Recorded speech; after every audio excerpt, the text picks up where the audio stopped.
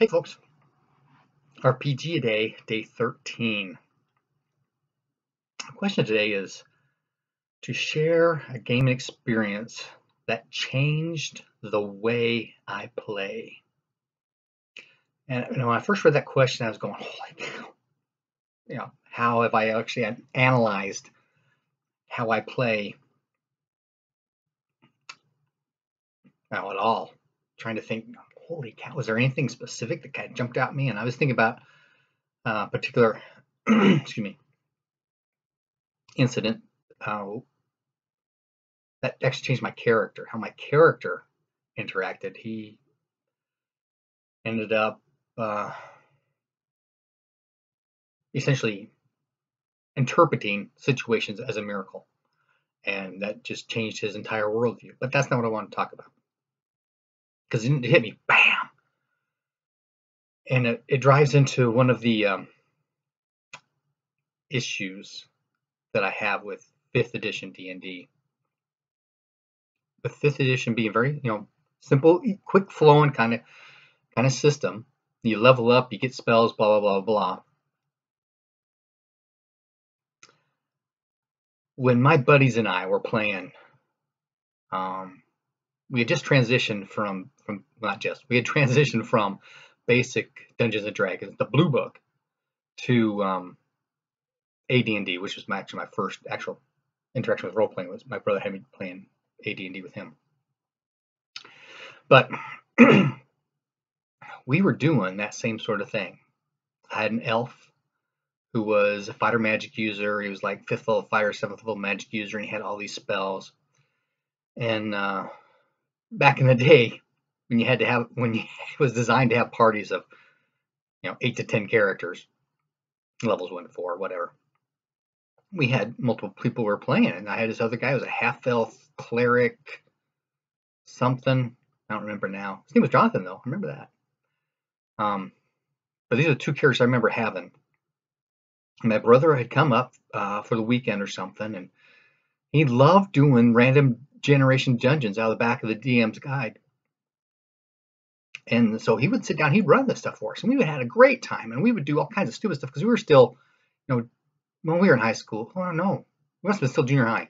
We were in junior high at the time, so you're dumb kids doing dumb things, and he's 9 years older than I am, so he would have been, in his mid-20s.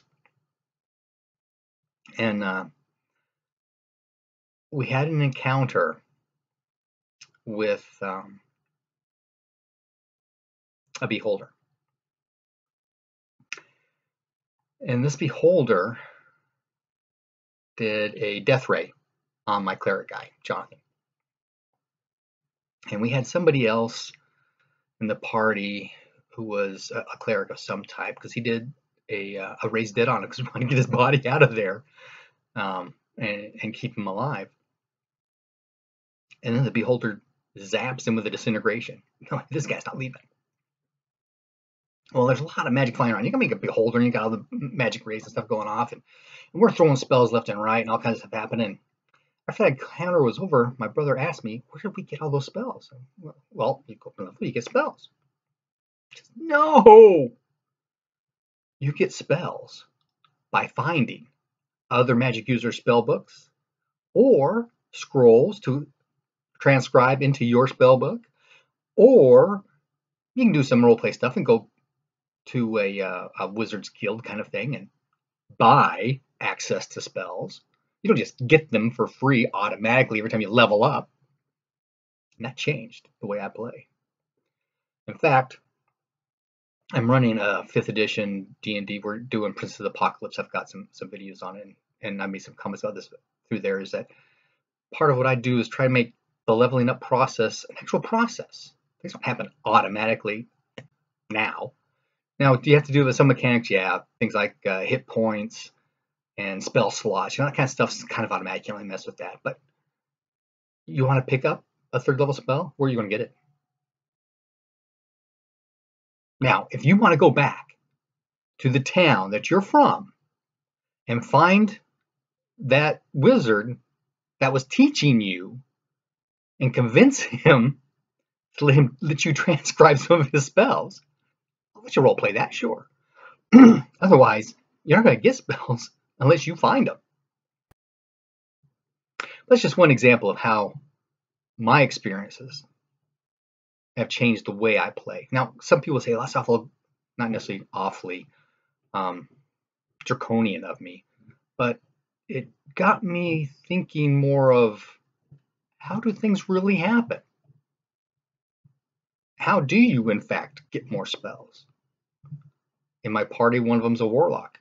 He wants a new spell. He has to make persuasion rolls against his patron to see if his patron's going to let him do that.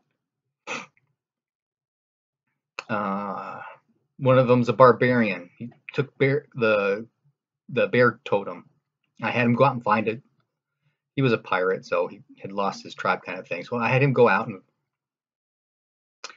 and find a shaman who sent him on a spirit journey to get his totem. Now, in 5th edition, at a certain level of barbarian, you can choose a new totem. No. Now, are there ways where you can, go on another spirit journey and get a spirit animal? Maybe. I might buy off on that. Similar thing. I do something similar with clerics and divine spells and stuff like that. These are ritualistic miracles that you've learned. What's the word? There's higher, lower sacraments. There we go. These are sacraments, rituals that you've learned. You don't get to pick new ones every day. You've learned so many. When you pick up a level and you can learn another one, then you can petition your deity and learn another one. Or go to your clergy, possibly, and learn another one. But it changed the way I understood, how do things really occur? And that changed the way I play. Ciao. Oops.